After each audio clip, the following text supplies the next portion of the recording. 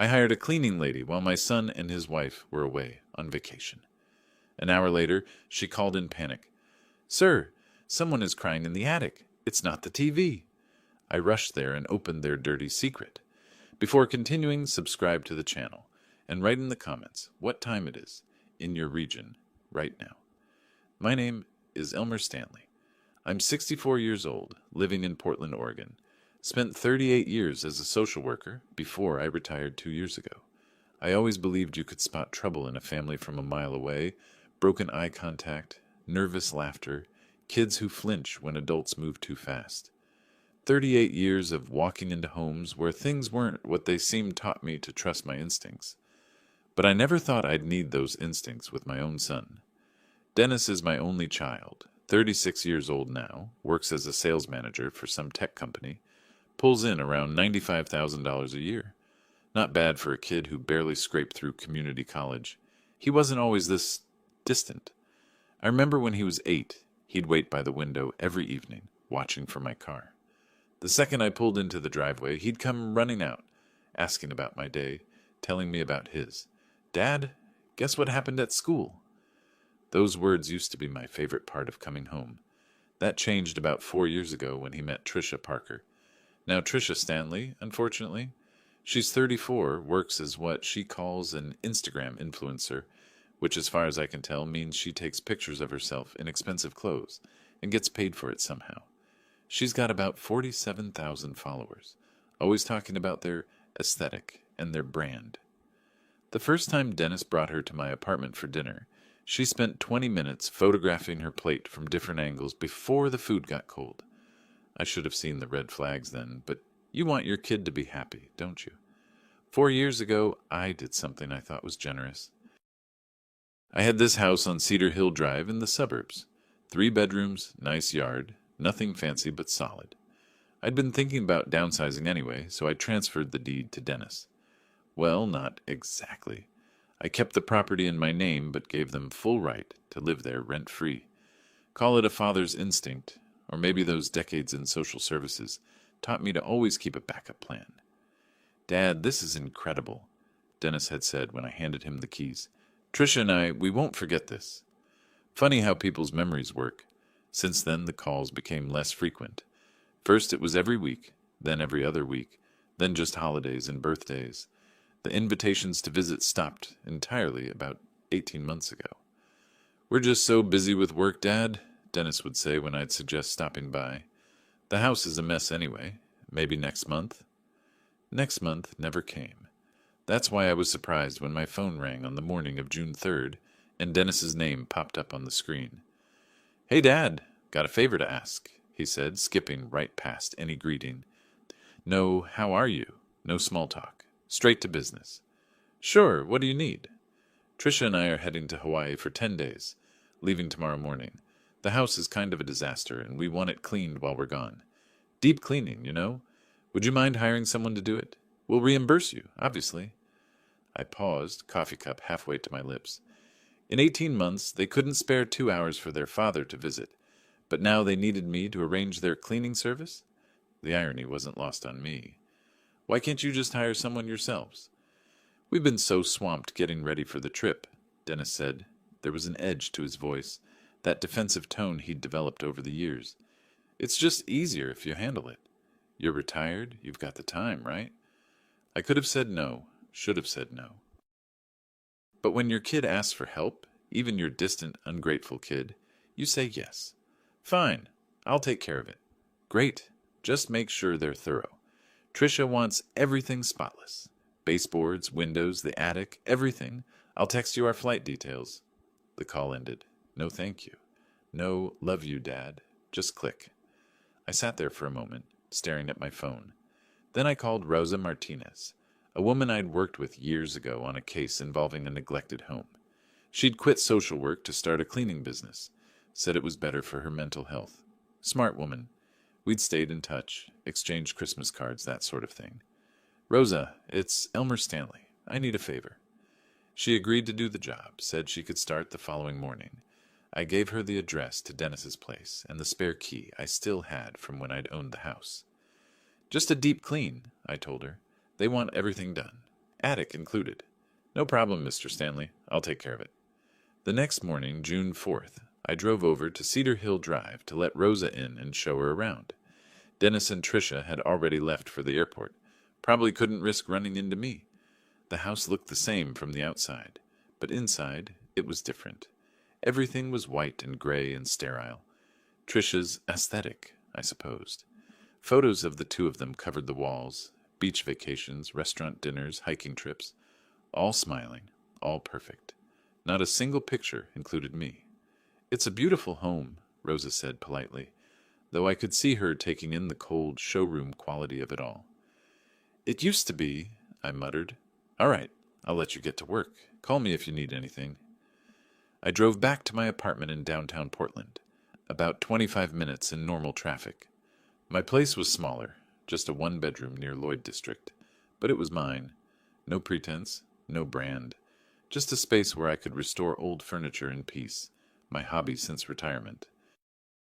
I'd been working on a 1940s dresser I'd found at an estate sale, sanding down decades of paint to reveal the oak underneath. I'd been at it for maybe an hour when my phone rang. Rosa's name on the screen. Mr. Stanley? Her voice was shaking. I need you to come back here. Right now. My stomach dropped. In all the years I'd known Rosa, I'd never heard her sound like this. What's wrong? What happened? There's someone on the attic. Someone crying. I thought maybe it was the TV at first, or a radio left on, but I checked. Mr. Stanley, there's someone up there. Someone real. And they're crying. The dresser, my coffee, everything else vanished from my mind. I'm on my way. Don't go up there. Stay downstairs. I'll be there as fast as I can. I grabbed my keys and ran. I made that drive in 14 minutes. Don't ask me how. The streets of Portland blurred past. Traffic lights just suggestions. My hands gripped the steering wheel so tight my knuckles went white. Someone crying in the attic. In my son's house. My mind was racing through possibilities, each one worse than the last. 38 years as a social worker, you see things. You walk into houses where children are kept in closets, where elderly parents are locked in basements, where the worst of humanity hides behind closed doors and drawn curtains. I told myself I was done with that world. Retired, free. But old instincts don't retire. They just wait. Rosa was standing on the front porch when I pulled up, her phone clutched in both hands.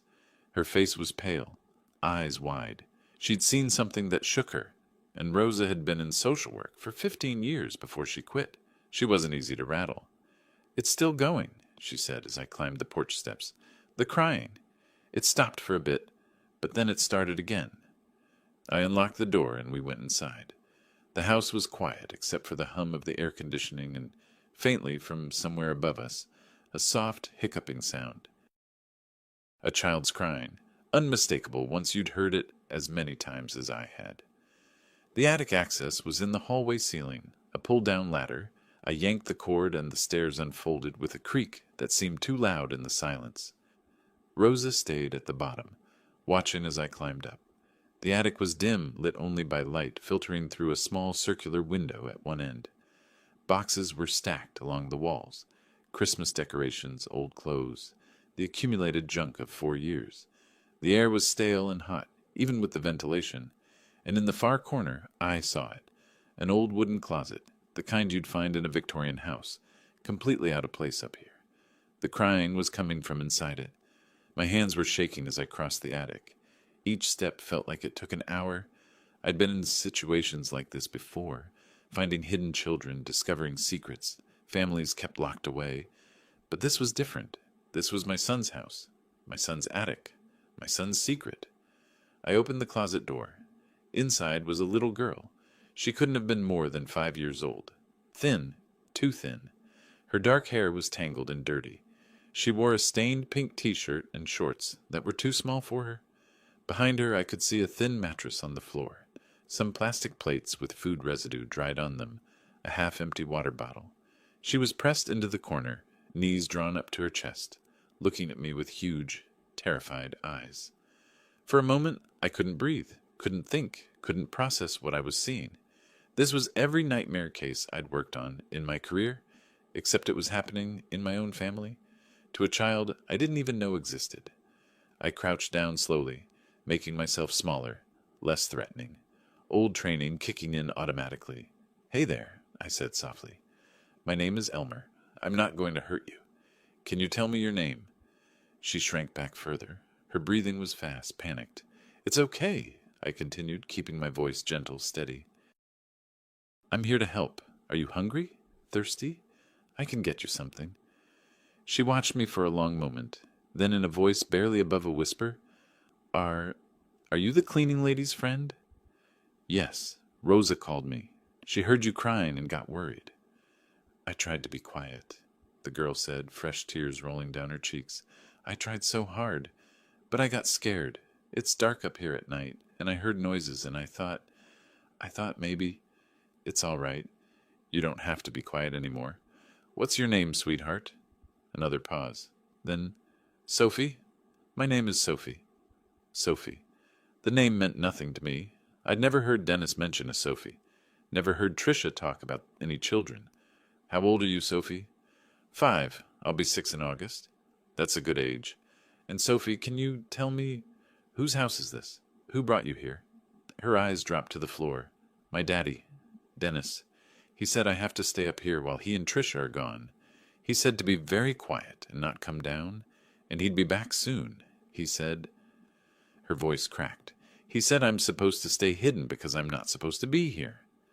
The cold that had been spreading through my chest since I opened that closet door turned to ice. My daddy. Dennis. This was my granddaughter. Dennis had a daughter, had been hiding her in his attic. My granddaughter kept like a secret, like something shameful, locked away in a closet in the dark. And I'd known nothing. Nothing. "Sophie," I said, fighting to keep my voice calm, "I'm Dennis's father. That makes me your grandfather. And I promise you, you're not staying in this attic anymore." Her eyes widened. You're my grandpa?" "Yes, sweetheart, I am. And we're going to get you out of here right now." I helped her stand. She was shaky on her feet, like she hadn't walked much recently, and guided her toward the attic stairs. Rosa gasped when she saw Sophie, her hand flying to her mouth. "Call 911, I told Rosa, my voice harder than I'd intended. "Tell them we've found a child being kept in an attic. Tell them we need police and child protective services. Now." Rosa nodded and pulled out her phone, already dialing. I carried Sophie downstairs. She weighed almost nothing, and sat her on the couch. I got her water, some crackers from the kitchen. She ate like she was starving, which she probably was. While Rosa talked to the 911 operator, I sat next to Sophie, and pieces of my life rearranged themselves into a horrible new picture. My son had a daughter, had hidden her from me, from everyone, had kept her locked in an attic like she was something to be ashamed of. My son, who I'd raised to be better, to be kind, had done this. The sirens started in the distance, growing louder. Sophie flinched at the sound. "It's okay," I told her, taking her small hand in mine. "Those are the good guys. They're coming to help." She looked up at me with those big, scared eyes. Is Daddy going to be mad? I thought about Dennis on a beach in Hawaii, drinking cocktails, posting perfect photos with Tricia, while his daughter sat in darkness in an attic closet. "Don't you worry about your daddy," I said quietly. "I'll handle him." The police would be here in minutes. Child services would follow. The system I'd worked in for 38 years was about to descend on my son's perfect house, on his perfect life, and tear it all apart. And I was going to make sure it did. Officer Raymond Foster arrived first, followed 3 minutes later by a white sedan with Department of Human Services plates. I recognized the protocols immediately. The careful approach, the way Foster's eyes swept the scene, cataloging everything.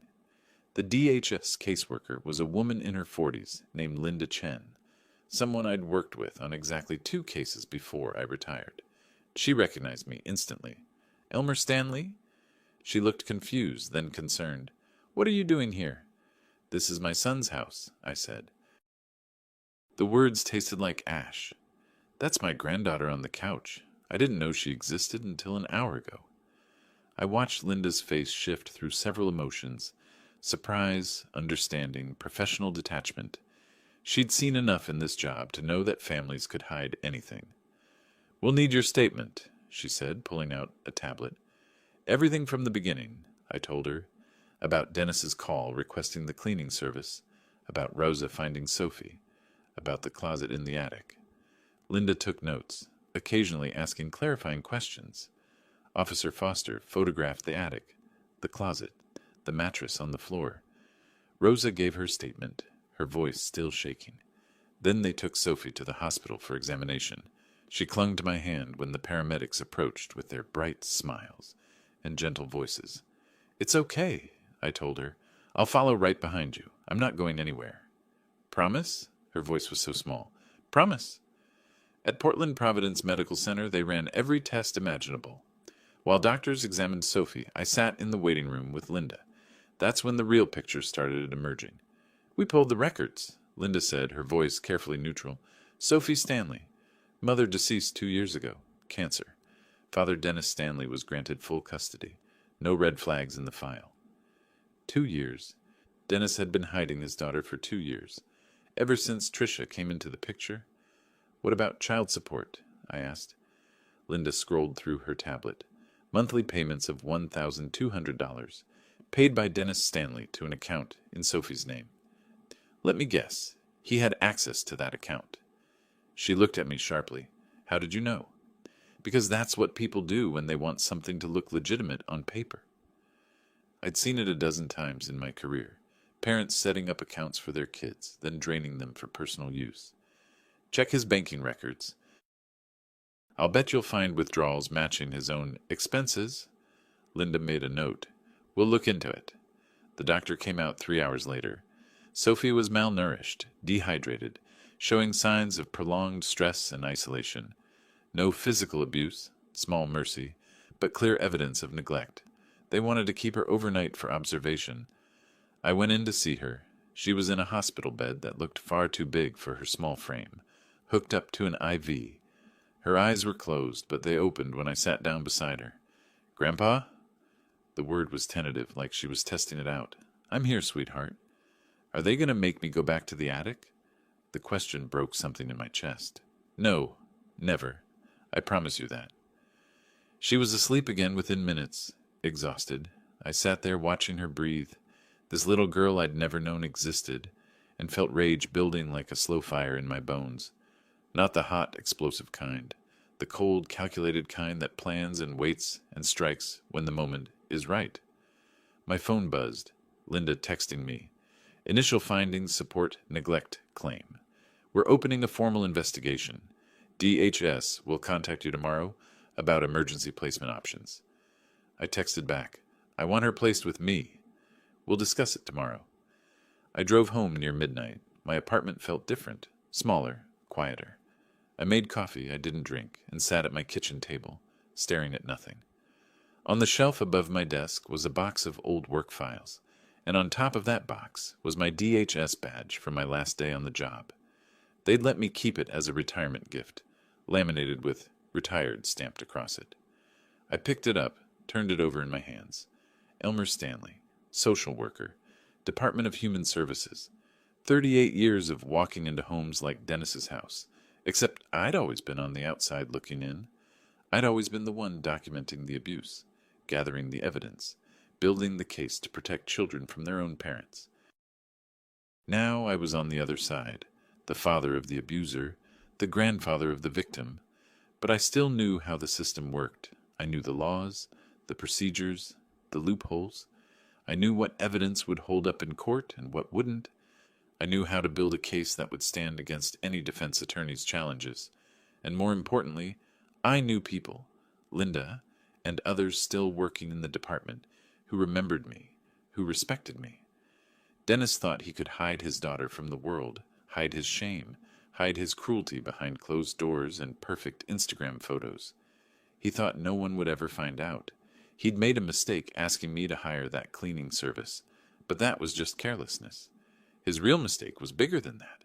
His real mistake was being my son, because I knew exactly who he was now, and I knew exactly what to do about it. I set the badge down and opened my laptop. Time to start doing what I did best, building a case. This time, it was personal. The next morning, I was up at 6. First call was to Linda at DHS. She answered on the second ring, already at her desk. I want to apply for emergency kinship care, I told her. For Sophie. There was a pause. Elmer, you know the process. I do know the process. I helped write parts of it, remember? Sophie is my granddaughter. I'm her closest relative, aside from Dennis, and he's under investigation for neglect. I'm a retired social worker with a clean record and a stable living situation. Emergency kinship care was designed exactly for situations like this. It still requires approval, background checks, which I'll pass. Linda, I'm not asking for favors. I'm asking to follow the proper procedures to keep my granddaughter out of foster care while this gets sorted out. You know as well as I do that placement with family is always preferable when possible. Another pause. I'll send you the paperwork. But Elmer, this isn't going to be simple. Dennis is her legal father. He'll fight this. Let him fight. I'll be ready. The paperwork arrived in my email within the hour. I filled it out meticulously, every line, every question. By noon, I'd submitted it back to Linda. By 3 that afternoon, she called to say the preliminary background check was clear, and they were expediting the review, given Sophie's circumstances. She can be released to you this evening, Linda said. Temporary placement, pending full investigation. You'll need to attend regular check-ins with DHS, and Sophie will need medical and psychological follow-ups. Whatever it takes. Elmer, her voice softened. I'm sorry about all of this. Not your fault, but thank you. My second call was to Charlotte Webb, a family law attorney whose name I'd gotten from a colleague years ago. Her office was downtown in one of those glass towers near Pioneer Courthouse Square. I made an appointment for that afternoon. Charlotte Webb was in her late 50s, sharp-eyed and direct. Her office walls were covered with framed degrees and certificates. She listened to my story without interrupting, taking occasional notes on a legal pad.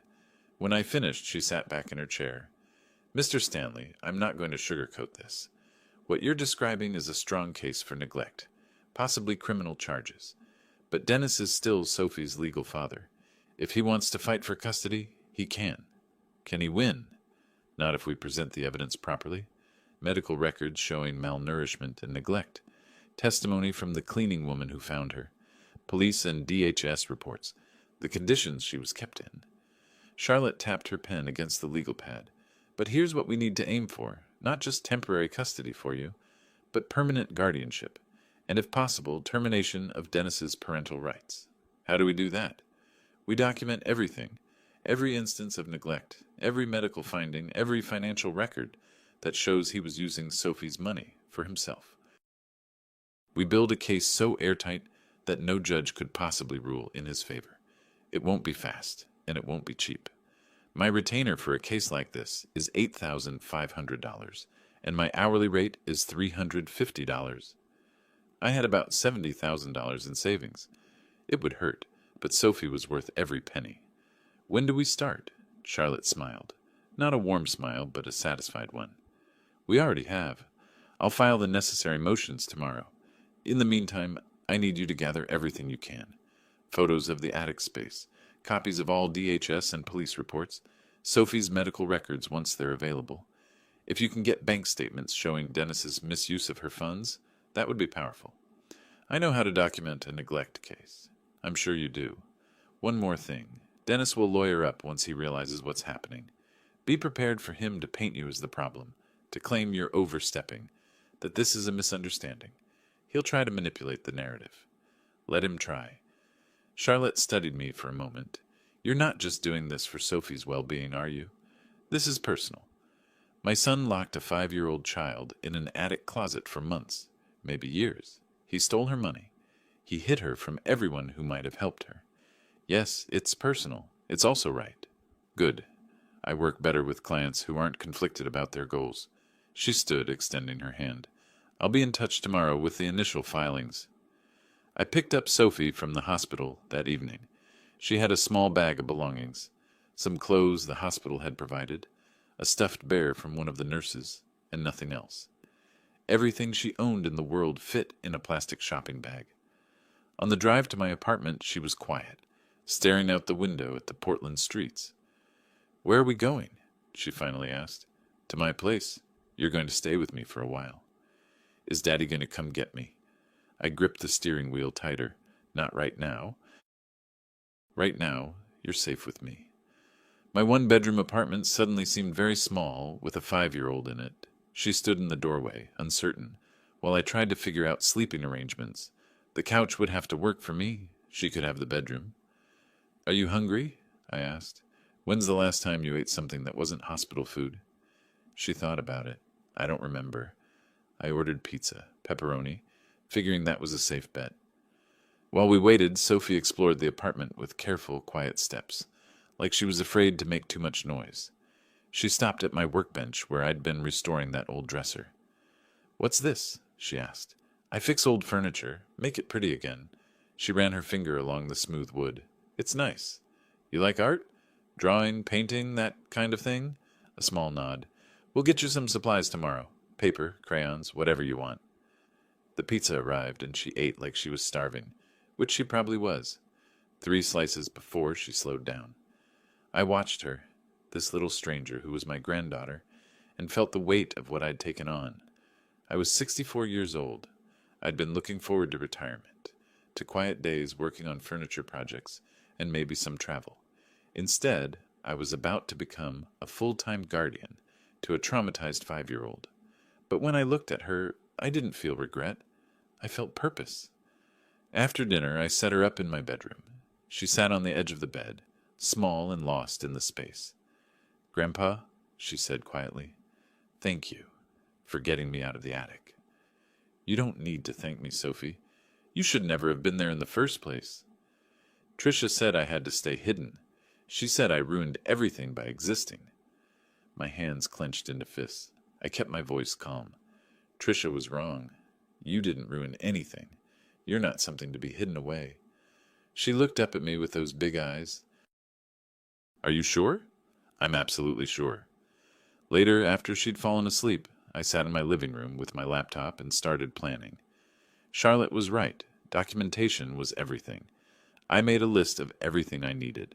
Copies of police reports, DHS investigation records, Sophie's medical files, bank statements showing the misuse of funds. I knew which forms to request, which departments to contact, how to navigate the bureaucracy. Dennis had made a critical miscalculation. He'd hidden his daughter from the world, including me, but in doing so he'd revealed something else, his complete lack of understanding of who his father was and what his father knew how to do. And that's when I understood exactly how to repay them for what they'd done to Sophie. 2 days after Sophie came to stay with me, my phone rang at 7 a.m. Unknown number. I answered anyway. Dad? Dennis's voice was sharp, controlled fury barely contained. What the hell did you do? So they knew. The Oregon State Police must have tracked them down in Hawaii. I pictured them getting the call on some sunny beach, fruity drinks in hand, perfect vacation interrupted by the consequences of their choices. The image was almost enough to make me smile. Good morning to you too, son. Don't play games with me. The police called us. They said Sophie was found in our house, that she's in the hospital, that you... His voice cracked, and I heard Tricia shouting something in the background. That you called CPS on us? I called 911 when I found a malnourished child locked in a closet in your attic. What did you expect me to do? She's my daughter. You had no right. I had every right. I'm her grandfather. Not that you bothered to mention her existence to me. There was a pause, and I could hear them arguing, Tricia's voice getting louder. Then Dennis was back. We're coming home. Today. And when we get there, you're giving Sophie back. She's not a borrowed car, Dennis. She's a child. And no, I'm not giving her back to the people who kept her in an attic. You can't do this. You can't just take someone's kid. I didn't take her. The state placed her with me through emergency kinship care. Everything's legal and documented, but please do come home.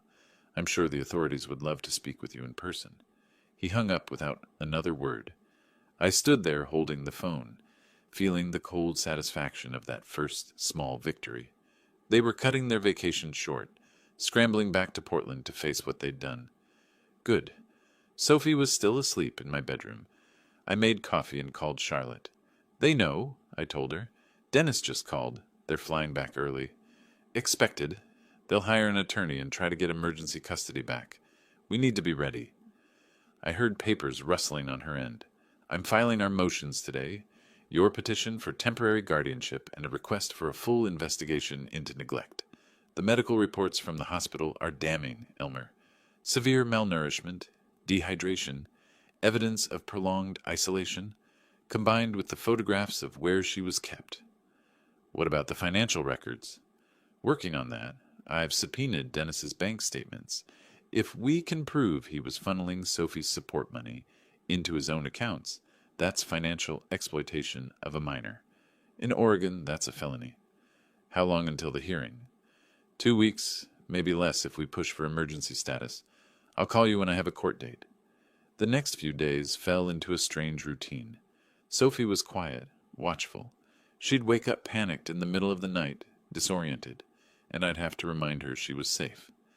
During the day, she stayed close to me, following me from room to room like she was afraid I'd disappear.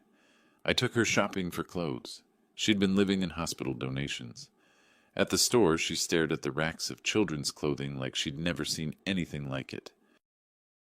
Maybe she hadn't, not in a long time. Pick whatever you want, I told her. She touched a pink dress with butterflies on it, then pulled her hand back. Tricia says pink is tacky. Tricia's not here. Do you like it? A tiny nod. Then it's yours. We filled the cart. Dresses, jeans, t-shirts, pajamas with cartoon characters, shoes that actually fit her. At the checkout, the total came to $487. I handed over my credit card without hesitation. Sophie watched the bags pile up with wide eyes. Is this all for me? She whispered. All for you, sweetheart. In the parking lot loading bags into my car, I saw a man staring at us from across the lot. For a moment, I tensed. Then I realized he was just some stranger, probably wondering why a 64-year-old man was shopping with a little girl. The world was full of judgments and assumptions. Let them wonder. 4 days after that first phone call, Dennis and Tricia returned to Portland. I knew because Dennis showed up at my apartment that evening, pounding on the door hard enough to rattle the frame. Sophie froze on the couch where she'd been coloring. It's okay, I told her quietly. Stay here. I opened the door but kept the chain on. Dennis stood in the hallway looking like he hadn't slept in days. His hair was messy, his expensive polo shirt wrinkled. Behind him, Tricia was on her phone, probably photographing the door for her social media followers. Even now, in the middle of a crisis, she was thinking about content. I want to see my daughter, Dennis demanded. No. You can't keep her from me. I'm her father. I have rights. You had rights. You forfeited them when you locked her in an attic. Now you have a court date and a lot of explaining to do. His face went red. You self-righteous. We were going to fix up that space. Make it a proper room for her. We just needed time. 8 months.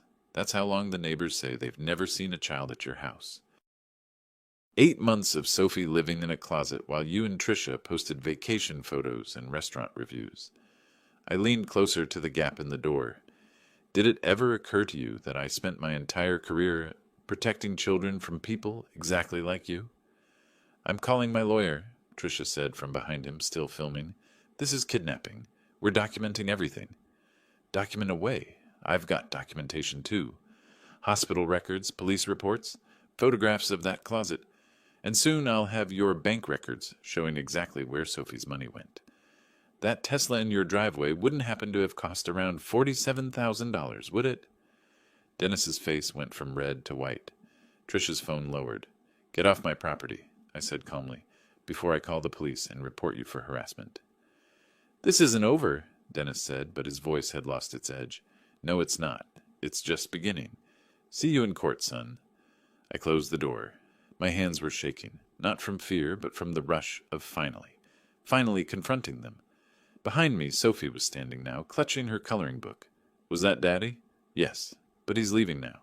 Is he mad at you because of me? I knelt down to her level. Listen to me, Sophie. Your father is mad because he got caught doing something wrong. That's not your fault. None of this is your fault. Do you understand? She nodded, but I could see the doubt in her eyes. Kids always blame themselves. I'd seen it 1,000 times. That night, after Sophie was asleep, I got the bank records Charlotte had subpoenaed. She'd sent them as a PDF. and I spent 2 hours going through them with the meticulous attention I'd developed in my career. Every transaction, every withdrawal, every transfer. There it was, clear as day. Monthly deposits of $1,200 into an account under Sophie's name. Child support that Dennis was legally required to pay as her custodial parent. Money that was supposed to be for her care. And monthly withdrawals, most of them for amounts matching Dennis's personal expenses. A payment to a car dealership, restaurant charges, clothing stores Tricia frequented, travel bookings. They'd been using their daughter's money as a personal ATM. I compiled everything into a spreadsheet, cross-referencing dates and amounts. Charlotte would present this in court, and there would be no talking their way out of it. The court date arrived 10 days later. The Multnomah County Courthouse was downtown, a stern concrete building that had seen thousands of family disputes play out in its courtrooms. I'd been here before, many times, sitting on the other side as a witness for the state. Today was different. Today I was the petitioner, fighting for my granddaughter. Charlotte met me in the lobby, briefcase in hand, dressed in a sharp gray suit. Ready? As I'll ever be. Dennis and Tricia are already here with their attorney. Robert Chen, decent lawyer, mostly does corporate work. He'll try to paint this as a family misunderstanding, claim you're overstepping. Don't engage with them in the hallway. We took the elevator to the 3rd floor. In the waiting area outside the courtroom, I saw them. Dennis in a suit that probably cost more than my monthly rent. Tricia in a conservative dress that looked nothing like her usual style. Someone had coached them on courtroom appearance. Their lawyer, Chen, was reviewing papers, occasionally speaking to them in low tones. Tricia saw me first. Her eyes narrowed, and she whispered something to Dennis. He turned, and for a moment our eyes met. I saw anger there, but also something else. Fear. He knew he was in trouble. We were called in at precisely 2 o'clock, Judge Sandra Pierce presiding, a woman in her late 50s with silver hair and a reputation for not tolerating nonsense. I'd appeared in her courtroom twice before, years ago. She didn't remember me, but that was fine. I wasn't looking for favors, just justice. Charlotte laid out our case methodically. The discovery of Sophie in the attic closet, the medical reports showing malnourishment and signs of prolonged neglect, Rose's testimony about finding her, the photographs of the living space, if you could call it that, a thin mattress, plastic dishes, a single overhead light bulb. Judge Pierce's expression grew harder with each piece of evidence. Chen tried his defense. Your Honor, this is a gross misrepresentation of the situation. My clients were in the process of renovating their home. The attic space was temporary while they prepared a proper bedroom for Sophie. Mr. Stanley, he gestured at me, jumped to conclusions and created this entire crisis out of a misunderstanding. Charlotte stood. If I may, Your Honor. She pulled out a thick folder. We have statements from 3 neighbors at 1840 Cedar Hill Drive. The Hendersons next door, who've lived there for 6 years. The Patel family across the street. The Johnsons 2 houses down. All 3 state they have never, not once in 8 months, seen a child at the Stanley residence. No child playing in the yard. No child being taken to school. No child visible through the windows. The Hendersons specifically note that they frequently see Mr. and Mrs. Stanley leaving for dinners and social events, always alone. She placed another document on the judge's bench. These are Sophie Stanley's medical records from Portland Providence Medical Center. The examining physician noted severe malnourishment, consistent with prolonged inadequate feeding, dehydration, vitamin deficiencies. The psychological evaluation shows signs of trauma, consistent with isolation. Dennis was pale now, his jaw clenched. Tricia's hands were clasped so tight in her lap, her knuckles were white. Chen was shuffling through papers, looking for something to counter with. Then Charlotte dropped the hammer. And finally, Your Honor, these are Mr. Dennis Stanley's bank records for the past 24 months. She held up the spreadsheet I'd prepared. Every month, Mr. Stanley deposits $1,200 into an account, ostensibly for Sophie's care, money he's required to pay as her custodial parent. And every month, that money is withdrawn and spent on personal expenses. A Tesla model, 3 for $47,000. Vacation expenses to Hawaii, Mexico, the Caribbean, high-end restaurant charges, designer clothing purchases. She turned to face Dennis directly. Mr. Stanley has been financially exploiting his daughter while keeping her in conditions that can only be described as imprisonment. Judge Pierce looked at Dennis over her glasses. Mr. Stanley, is this accurate? Have you been using your daughter's support money for personal expenses? Dennis opened his mouth, closed it, opened it again. His lawyer put a hand on his arm, leaning in to whisper something, but Dennis shook him off. It's not. The money was there, and we had expenses, and I was going to pay it back. You were going to pay back your 5-year-old daughter? The judge's voice was ice. The daughter you kept in an attic closet? We were renovating, Tricia burst out, standing up. We were going to make her a beautiful room. This is all a huge misunderstanding. His father, she pointed at me, he's manipulating everything. He's always hated me, always thought I wasn't good enough for Dennis, and now he's using Sophie to tear our family apart. I watched her performance with detached interest. The trembling voice, the tears starting to form, the wounded innocence. She'd probably used this routine 1,000 times on social media, garnering sympathy from her followers. It might have worked there. It didn't work on Judge Pierce. Mrs. Stanley, sit down. The judge's voice cut through Tricia's dramatics like a knife. I've reviewed the photographic evidence of where this child was kept. That was not a renovation in progress. That was a closet with a mattress on the floor, used dishes, and a single light bulb. If you were planning improvements, you would have moved the child to a temporary room elsewhere in your 3-bedroom house while you worked. You didn't do that. Tricia sat down heavily, her face crumpling. The judge turned to me. Mr. Stanley, the elder Mr. Stanley, you've filed for emergency temporary guardianship? Yes, Your Honor, Charlotte answered for me. My client is Sophie's grandfather, a retired social worker with 38 years of experience in child welfare, and he has provided a safe, stable home for Sophie since she was removed from the defendant's residence. We're requesting that temporary guardianship remain with him pending a full investigation. Judge Pierce made notes on her legal pad. The courtroom was silent except for the scratch of her pen. Dennis and Tricia sat frozen, waiting. Chen looked like he was calculating how to minimize the damage. Finally, the judge looked up. I'm ordering a full psychological evaluation of the minor child, Sophie Stanley, to be conducted by a court-appointed psychologist within the next 3 weeks. Temporary guardianship remains with Elmer Stanley. Mr. Dennis Stanley and Mrs. Tricia Stanley are prohibited from contact with the minor, pending the results of that evaluation and further hearings. Dennis's face went slack with shock. Tricia made a small sound, quickly stifled. Furthermore, Judge Pierce continued, I'm referring this case to the district attorney's office for review of potential criminal charges. The evidence presented today suggests possible child neglect and financial exploitation of a minor. She banged her gavel. We'll reconvene in 3 weeks for the psychological evaluation results. Court adjourned. Charlotte gathered her papers, professional and composed, but I could see the slight smile at the corner of her mouth. We'd won this round. In the hallway outside, Dennis caught up to us. Dad, please. You have to understand. I understand perfectly. I stopped walking, turned to face him fully. I understand that you had a daughter who needed you, and instead of being her father, you hid her away like something shameful. I understand that you stole from her. I understand that you chose your image, your lifestyle, your perfect little Instagram world over your own child. Tricia peered behind him, mascara running. You've ruined our lives, old man. I looked at her, really looked at her. The designer dress, the manicured nails, the face that had smiled in thousands of photos, while a little girl sat alone in the dark above her head. Your life was ruined the moment you decided that a child was disposable. I said quietly. I didn't do this. You did. I just made sure everyone could see it.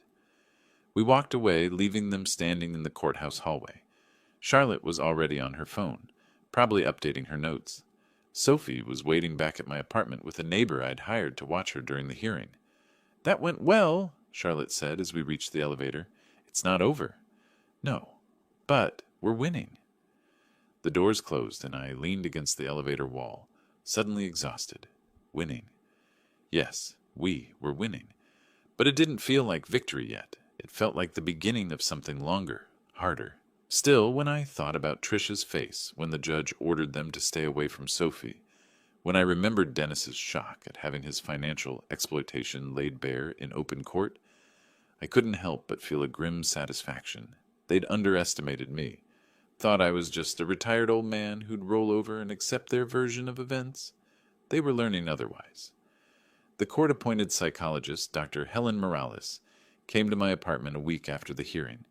She was in her late 40s, with kind eyes and a gentle manner that immediately put Sophie at ease. Over the next 10 days, she met with Sophie 5 times, playing games, drawing, talking in that careful way psychologists have that makes children feel safe enough to share their truth. I stayed out of the sessions, giving them privacy, but I could hear Sophie's voice sometimes through the door, small, hesitant, sometimes crying. Each sound was a knife in my chest, but also ammunition. Every tear, every fearful word, every traumatic memory was another nail in Dennis and Trisha's coffin. Dr. Morales gave me a preliminary update after the 3rd session. Mr. Stanley, I need to be frank with you. What this child has experienced, it's severe. The isolation, the neglect, the emotional abandonment. She's going to need extensive therapy. Whatever she needs, she'll get. The final report will be ready for the next hearing. But I want you to know, Sophie feels safe with you. That's significant. In all my sessions with her, when she talks about you, there's no fear, only trust. That meant more to me than any court victory could. The second hearing was scheduled for 10 days later. During that time, Charlotte and I gathered more evidence. She'd gotten security camera footage from Dennis's neighbors, the kind of smart doorbell cameras that record everything. We went through hours of footage, documenting every time Dennis and Trisha left the house. Dinner dates, shopping trips, morning jogs. Always alone, never with a child. Charlotte also subpoenaed their credit card statements. The spending patterns were damning. Over 2 years, they'd spent $34,000 on restaurants, $23,000 on travel, $18,000 on clothing, most of it from stores Trisha frequented. Meanwhile, there were no purchases for children's items, no toy stores, no children's clothing, no pediatrician visits beyond the legally required minimum. They pretended she didn't exist, Charlotte said, reviewing the documents, and they funded that lifestyle with her money. The hearing arrived like a reckoning. This time the courtroom was more crowded. Word had gotten out, probably through Trisha's social media, where she'd been posting vague references to family struggles and being persecuted. A few reporters sat in the back row, notebooks ready. Judge Pierce called the court to order, and Charlotte stood to present our case. She started with Dr. Morales' psychological evaluation, entering it into evidence. The report was 37 pages long, dense with clinical observations and diagnoses. Charlotte read key excerpts aloud. Sophie Stanley presents with symptoms consistent with post-traumatic stress disorder, including hypervigilance, nightmares, and extreme anxiety when separated from her current guardian. She demonstrates social anxiety disorder and shows significant delays in speech development for her age. The child exhibits behavioral patterns typical of prolonged emotional and physical neglect. Judge Pierce was reading along on her copy, her expression growing grimmer with each page. Charlotte continued, Dr. Morales concludes, and I quote, "This child has experienced systematic isolation and deprivation. Her conditions of confinement, living in an attic closet with minimal human contact, inadequate nutrition, and no educational or social stimulation, constitute severe abuse. The psychological damage is profound and will require years of intensive therapeutic intervention." I watched Dennis from across the courtroom. His face had gone pale, that expensive tan from Hawaii, now looking sallow under the fluorescent lights. Trisha was staring at her hands, tears running down her face, but I noticed she'd positioned herself where the reporters could see her crying, still performing, even now. Then Charlotte brought out the security footage. She'd edited it into a compilation, Dennis and Trisha leaving their house on different dates and times over 8 months. The timestamps were visible: morning, afternoon, evening, weekend brunches, weeknight dinners. Always just the two of them. The video played on a screen set up in the courtroom, silent and damning. Your Honor, Charlotte said, this footage covers an 8-month period. Not once do we see Sophie Stanley leave that house. Not for school, not for play, not for medical appointments, not for anything. While her father and stepmother lived their lives freely, this 5-year-old child remained confined to an attic. Chen, Dennis's lawyer, tried to object. Your Honor, the absence of evidence isn't evidence of... Counselor, Judge Pierce cut him off. I've seen enough. Continue, Ms. Webb. Charlotte presented the financial records next. The credit card statements showing lavish spending while Sophie went without basic necessities.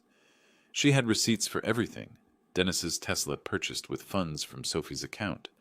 Luxury vacations charged to cards in his name. Designer purchases from Trisha's favorite boutiques. Mr. Dennis Stanley was receiving $1,200 monthly in child support, money intended for Sophie's care. Our forensic accountant has traced these funds through his various accounts. They were consistently diverted to personal expenses. Over 24 months, approximately $28,800 was misappropriated. Judge Pierce looked at Dennis. Mr. Stanley, do you dispute these findings? Chen whispered urgently to Dennis, who shook his head. No, Your Honor. Did you use money designated for your daughter's care for personal expenses? A long pause. Yes. While she lived in an attic closet? Dennis's voice was barely audible. Yes. The courtroom was silent. Even the reporters had stopped writing, just watching this confession unfold. Charlotte took a breath. Your Honor, given the severity of the abuse, the systematic nature of the neglect, and the financial exploitation, we are requesting 2 things. First, permanent guardianship of Sophie Stanley be granted to Elmer Stanley. Second, we request that this court recommend termination of Dennis Stanley's parental rights. Tricia stood up suddenly, her chair scraping loudly. You can't do that. He's her father. She needs her father. She needed her father when she was locked in your attic, I said, my voice carrying across the courtroom. I hadn't planned to speak, but the words came out anyway. She needed her father when she was hungry and alone and scared. Where were you then? On a beach in Maui? Mr. Stanley, Judge Pierce said, but her tone wasn't reproachful. Please. I sat back down, but I caught the slight nod she gave me. She understood. Judge Pierce reviewed her notes for what felt like an eternity. Then she looked up. I'm granting permanent temporary guardianship to Elmer Stanley, pending final resolution of custody. Furthermore, I am referring this matter to the Multnomah County District Attorney's Office for criminal prosecution. The evidence presented today suggests multiple charges, including child neglect, child endangerment, and financial exploitation of a minor. Dennis made a sound, a choked gasp. Tricia grabbed his arm. Criminal charges? Chen was on his feet. Your Honor, my clients have never been in trouble with the law. Your clients kept a child in an attic closet and stole her money. The state of Oregon takes such matters very seriously. Judge Pierce's voice was steel. The district attorney will determine what charges are appropriate. This court will reconvene once the criminal proceedings are resolved to make a final determination on parental rights. She banged her gavel. Court adjourned. In the hallway afterward, Dennis tried to approach me, but there were reporters between us now, shouting questions. I saw him mouth something, maybe Dad or maybe please, but I turned away. Charlotte guided me toward the exit, her hand on my elbow. That went better than expected, she said quietly. Is it over? The custody battle? Almost. The criminal case? That's just beginning. The district attorney moved fast. 2 weeks after the hearing, Dennis and Tricia were formally charged. Child neglect in the first degree, a Class A misdemeanor. Child endangerment, a Class C felony. Financial exploitation of a minor, a Class C felony. Each charge carried serious penalties. They were arrested on a Tuesday morning. I heard about it from Charlotte, who'd been monitoring the case. Dennis posted bail within hours. $50,000 cash bond. Tricia's bail was the same. They both walked out of the Multnomah County Detention Center by late afternoon, but the damage was done. The local news picked up the story that evening. Local tech manager and Instagram influencer charged in child neglect case. They showed Dennis's LinkedIn photo next to Trisha's perfectly curated Instagram profile, then cut to footage of the courthouse. The contrast was stark, their polished public images next to the reality of what they'd done. I watched the news coverage from my living room while Sophie colored at her new desk. I'd bought her an art table with storage for all her supplies. She was drawing a picture of a house with flowers in the yard, a normal child's drawing, something she probably hadn't been allowed to do in years. "Grandpa, can we plant real flowers?" she asked, not looking up from her crayons. "We can plant a whole garden if you want." She smiled. Those smiles were getting more frequent, less tentative. Progress. The next few weeks were chaos for Dennis and Tricia, and I watched it unfold with a satisfaction I didn't try to hide. Dennis's employer, a major tech company in Portland, put him on administrative leave pending the outcome of the case. 3 days later, they announced he'd been separated from the company. Fired, in other words. Tech companies don't keep employees charged with child abuse on the payroll. Tricia's Instagram empire collapsed even faster. Her followers started dropping by the thousands. Sponsors pulled their contracts. A clothing brand she'd partnered with issued a statement. "We do not associate with individuals charged with crimes against children." Within 2 weeks, her follower count had plummeted from 47,000 to about 4,200, and most of those were probably just people who hadn't heard the news yet or were following to watch the disaster unfold. She tried to fight back, posting a long, tearful video explaining that this was all a misunderstanding, that her father-in-law was manipulating the legal system, that she and Dennis were victims of false accusations. The comments section destroyed her. People posted screenshots of the news articles, links to court documents, photos of the attic closet that had somehow leaked online. One comment stayed with me. "You kept a child in a closet while posting pictures of your perfect life. That's not a misunderstanding. That's evil." The video was deleted within a day. They tried other tactics. Dennis called me twice, blocked both times. Tricia sent emails through her lawyer, suggesting we work something out privately to avoid the criminal trial. Charlotte responded with a single line. "Our client has no interest in negotiating. See you in court." Then they went public with their counterattack. Dennis gave an interview to a local news station, claiming I'd kidnapped Sophie, that I'd poisoned the court against them, that they'd been planning to give Sophie her own room, and I'd overreacted. He painted himself as a struggling father dealing with a difficult family situation, and me as an interfering old man with a grudge. The interview aired on a Friday evening. By Saturday morning, it had been thoroughly fact-checked and debunked by multiple journalists who'd actually read the court documents. One reporter wrote, "Mr. Stanley's claims don't match the evidence. Medical reports show his daughter was severely malnourished. Bank records show he spent her support money on personal luxuries."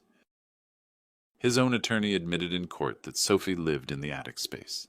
This isn't a family dispute. It's a criminal case, and the evidence speaks for itself. Their lawyer, Chen, recommended a plea deal. I know because Charlotte told me. She'd been in communication with the prosecutor's office. "They want to plead guilty to reduce charges," she said. "Avoid a trial, get lighter sentences." What's the DA saying? She's willing to negotiate, but not by much. They committed serious crimes, Elmer. The evidence is overwhelming. Even with a plea deal, they're looking at jail time. Good. The plea negotiations took weeks. During that time, Sophie's therapy continued. Twice a week, Dr. Morales worked with her, slowly helping her process what had happened. I saw changes, small ones at first. She started sleeping through the night without nightmares. She laughed more. She made a friend at the library during story time. One evening she looked up from her coloring and said, "Grandpa, am I going to live with you forever?" "As long as you want to, sweetheart. I'm not going anywhere." "Promise?" "I promise." In mid-August, Dennis and Tricia accepted the plea deal. They would plead guilty to child neglect, a Class A misdemeanor, and financial exploitation of a minor, a Class C felony. In exchange, the child endangerment charge would be dropped. The sentencing hearing was scheduled for a month later. I received the notification from Charlotte via email. Short, professional, to the point. They've accepted the plea agreement, sentencing hearing scheduled for September 15th. Both defendants will allocute, formally admit guilt, before the judge. I read it twice, then set my phone down. Sophie was in the kitchen, carefully arranging cookies on a plate. We'd baked them together that afternoon, following a recipe we'd found online. Chocolate chip, slightly burnt on the edges because we'd been talking and lost track of time. Perfect. They were going to stand in court and admit what they'd done. Admit that they'd neglected their daughter. Admit that they'd stolen from her. No more excuses, no more stories about misunderstandings or renovations. Just the truth, finally, spoken out loud in a court of law. I walked into the kitchen and wrapped Sophie in a hug. She hugged me back, her small arms tight around my waist. "Are you okay, Grandpa?" she asked, muffled against my shirt. "I'm perfect," I said. And for the first time in months, I meant it. The sentencing hearing was set for mid-September, 6 weeks after they'd accepted the plea deal. During those weeks, life with Sophie settled into something resembling normalcy.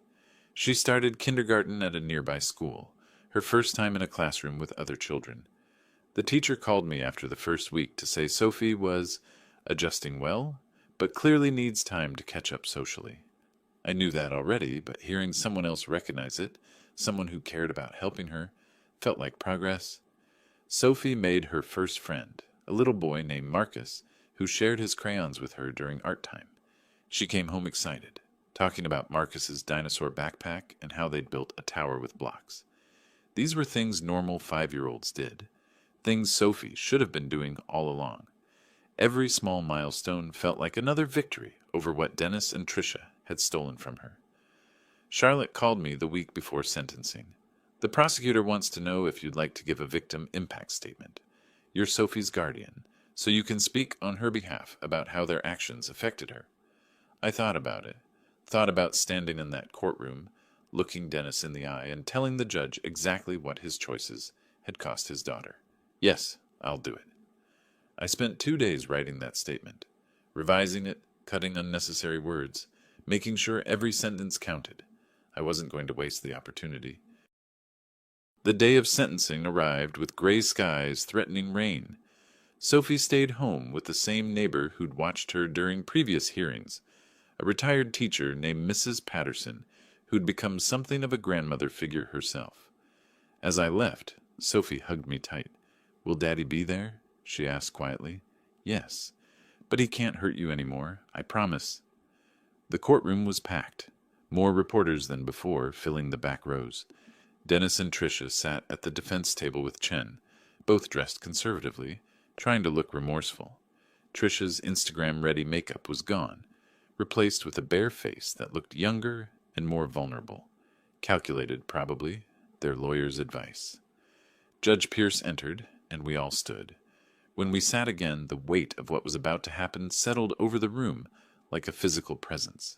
The prosecutor went first, outlining the charges they'd pled guilty to and the recommended sentences. Then it was time for impact statements.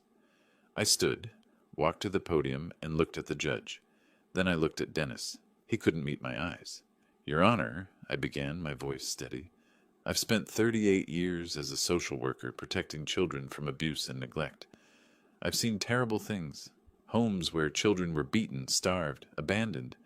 But I never imagined I'd find my own granddaughter living in conditions I'd spent my career fighting against." I glanced down at my written statement, but I didn't really need it. These words were burned into my memory. Sophie Stanley is 5 years old. When I found her, she weighed 38 pounds, severely underweight for her age.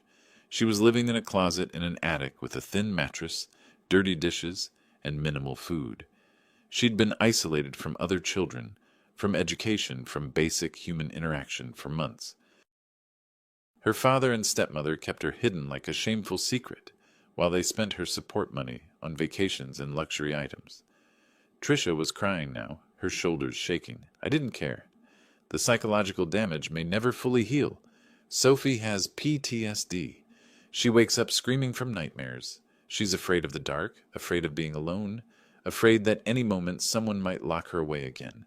She's in therapy twice a week, learning how to be a normal child, something that should come naturally, but doesn't for her anymore. Dennis's jaw was clenched so tight I could see the muscles jumping.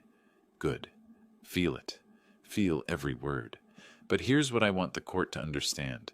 Despite everything they did to her, Sophie is surviving. She's learning to trust again. She's making friends. She's laughing. And she's doing all of that because she's away from the people who hurt her.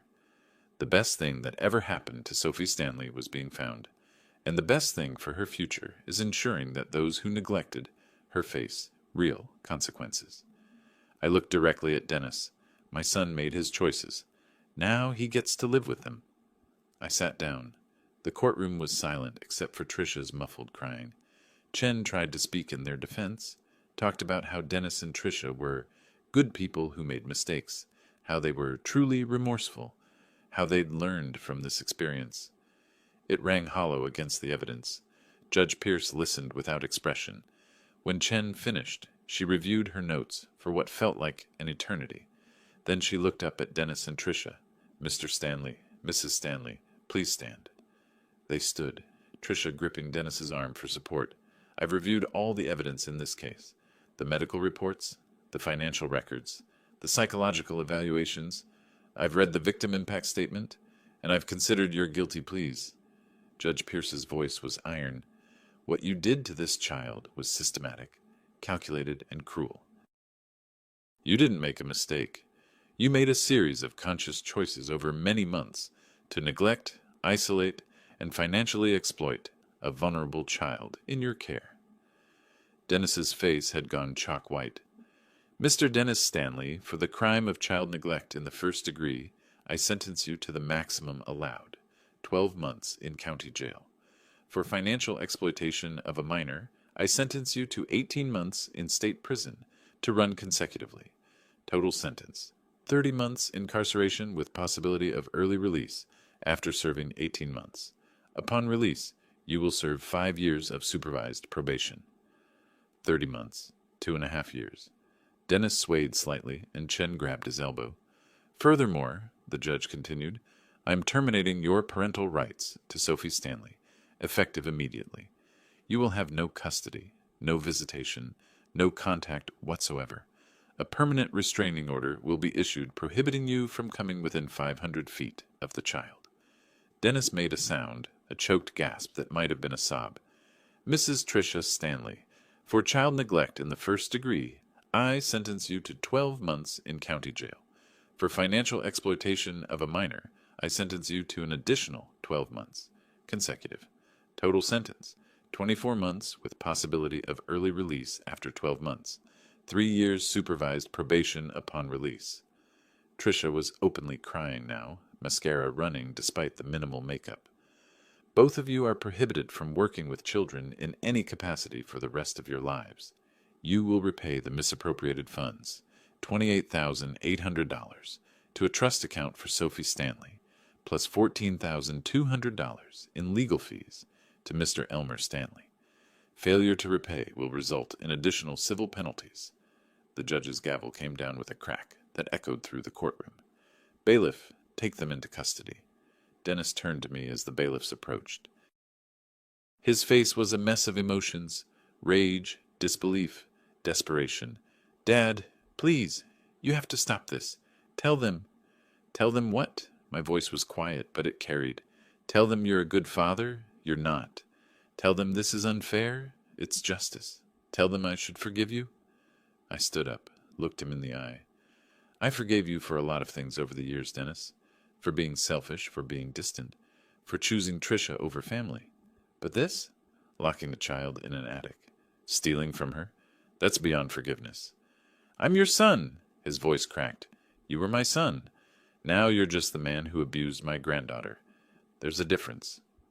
The bailiffs moved him toward the door that led to the holding cells. Trisha was already gone, still crying.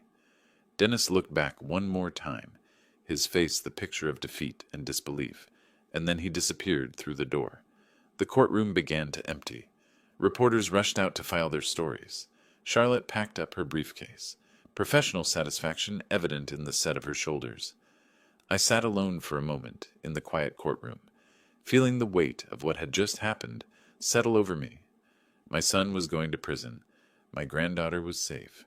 Justice had been served. It should have felt like victory. And it did. But there was something else, too. Not quite sadness. but a recognition of how much had been broken that could never be fixed. Dennis and I would never have a normal father-son relationship again. Sophie would grow up knowing her father had hurt her. Some things, once shattered, stay shattered. But Sophie would also grow up safe, loved, and free, and that was worth everything else. The final custody hearing took place 6 weeks later in late October. The leaves on the trees lining the courthouse were gold and red, autumn in full swing. Sophie and I had spent the morning at the park before the hearing, and she'd collected leaves to press in a book, a project her kindergarten teacher had suggested. "Grandpa, will the judge lady be nice today?" she asked as we drove downtown. "Judge Pierce is always fair, sweetheart, and today she's going to make sure you stay with me forever. Forever, ever, forever, ever." Charlotte met us in the lobby. She knelt down to Sophie's level. "Hi, Sophie. Remember me?" Sophie nodded shyly, hiding partially behind my leg. "You don't have to come into the courtroom if you don't want to, but the judge might want to say hello to you." "Okay," Sophie whispered. The hearing was simpler than the others. With Dennis's parental rights already terminated as part of his sentence, this was really just a formality, converting my temporary guardianship into permanent legal custody. But I wanted it done right, wanted it official, wanted every piece of paperwork filed correctly so that no one could ever question Sophie's place in my life. Judge Pierce reviewed the case file, the reports from DHS showing Sophie's progress in my care, the psychological evaluations showing her improvement with therapy. Dr. Morales had submitted an updated assessment, noting that while Sophie still struggled with trauma, she was thriving in a stable, loving environment with her grandfather. "Mr. Stanley," Judge Pierce said, looking at me over her reading glasses, "you've attended every required check-in with DHS. Sophie's medical and therapeutic needs are being met. Her school reports are positive. By all accounts, you've provided her with a safe, nurturing home." "She deserves nothing less, Your Honor." "Indeed." The judge signed a document with a flourish, then looked up.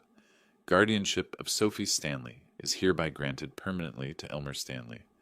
Mr. Stanley, you are now her legal guardian, with all the rights and responsibilities that entails. Congratulations." The gavel came down, and it was done. Permanent, irrevocable. Sophie was mine, and I was hers. Charlotte shook my hand, smiling. "That's it. You're officially her guardian. No one can challenge this now." We left the courtroom, and I found Sophie waiting with Mrs. Patterson in the hallway. I picked her up. She was getting bigger already, gaining weight, growing stronger, and held her close. "It's official, sweetheart. You're stuck with me." She giggled, the sound pure and bright. "Good. I like being stuck with you." Mrs. Patterson dabbed at her eyes with a tissue. "I'm so happy for both of you." The next week, I put the house on Cedar Hill Drive up for sale. I'd been planning this since the first hearing, waiting for the right moment. The house sold in 4 days. Portland real estate market was hot, for $487,000. I'd bought it 12 years ago for $340,000. So even after realtor fees and closing costs, I walked away with a significant profit. Every penny went onto a trust fund for Sophie's future, college or trade school or whatever she wanted to pursue.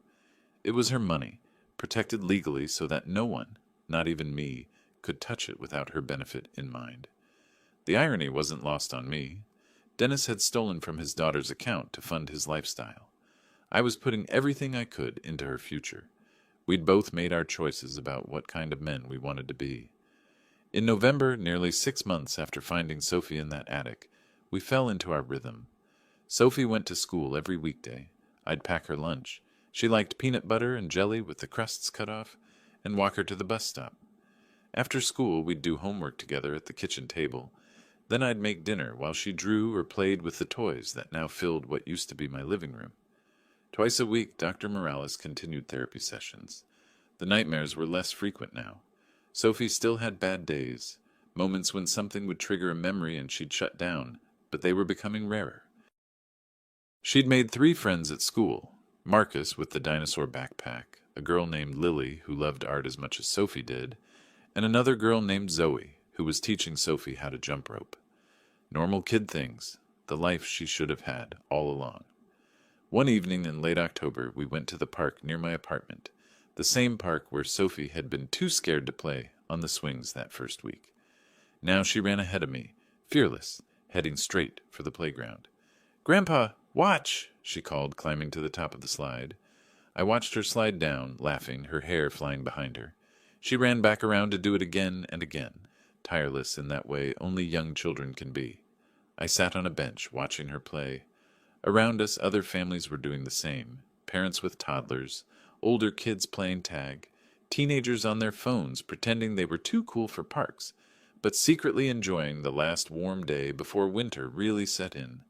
An elderly woman on the next bench over smiled at me. "Your granddaughter?" "Yes, she's 5. Beautiful child. You're lucky." "I am," I agreed, though luck had nothing to do with it. This wasn't luck. This was choice, action, and consequences. Sophie was safe because I'd fought for her, because I'd known the system and used it, because I'd refused to let Dennis and Tricia continue their abuse. Sophie ran up to me, breathing hard from playing. "Can we get ice cream? It's almost dinner time." "Please? Just a little one?" I pretended to consider it seriously. "Well, I suppose since you did all your homework without complaining today."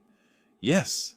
She pumped her fist in victory, and we walked to the ice cream shop 2 blocks away. She got chocolate chip in a cone, managed to eat most of it before it melted everywhere, and we walked home with sticky hands and full hearts. That night, after her bath and bedtime story, Sophie looked up at me from her bed, the bed in what used to be my office, now transformed into a proper little girl's room with pink walls and butterfly decorations, and all her drawings taped up proudly. "Grandpa, what happened to Daddy and Tricia?" I'd been waiting for this question, knew it would come eventually. They're in a place where people go when they've done something wrong. They have to stay there for a while to think about what they did. "Will they come back?" "Not to us. They can't come near you anymore. The judge made sure of that." She absorbed this quietly. "Then, I'm glad I live with you." "I'm glad you live with me too, sweetheart. Do you think—" She hesitated. "Do you think I'm bad? Because of what happened?" I sat on the edge of her bed, took her small hand in mine. "Listen to me very carefully. Nothing that happened was your fault. Nothing. You are good and brave and strong. What your father and Tricia did was wrong. But you? You're perfect exactly as you are." She smiled, sleepy now. "Love you, Grandpa." "Love you too, Sophie." I turned out the light and left her door cracked open. She still didn't like complete darkness. In the living room, I sat at my small desk and opened my laptop. There was an email from Charlotte with the final documentation of the trust fund, now officially established and funded.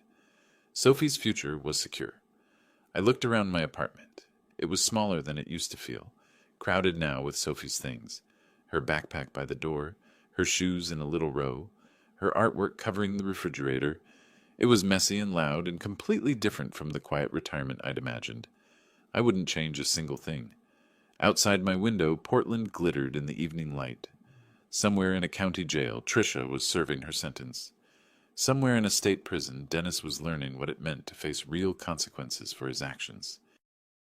Their perfect Instagram life was gone, replaced by the reality they'd created. And here, in a 1-bedroom apartment that had become a home, a little girl slept safely in her bed, dreaming whatever dreams 5-year-olds dream, protected and loved. I'd spent 38 years fighting for children I didn't know. Turns out the most important fight was for the one I did. Justice wasn't always swift. It wasn't always loud. Sometimes it was quiet.